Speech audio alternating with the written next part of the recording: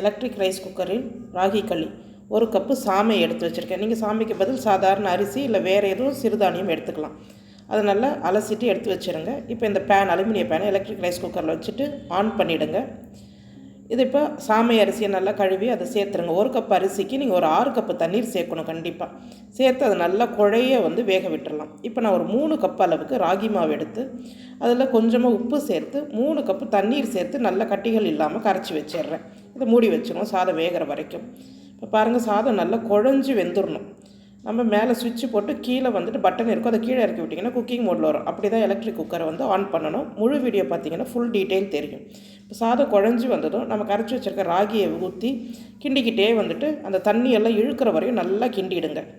இந்தளவுக்கு பதமாக கிண்டினதுக்கப்புறமா மூடி வச்சு அதுவாகவே கீப்பு அமுக்கு வரும் வெந்துருச்சுன்ட்டு, தண்ணி முழுவதுமாக இருந்துட்டு. இப்போ நம்மளுக்கு ராகி களி ரெடி ஆகிடுச்சு.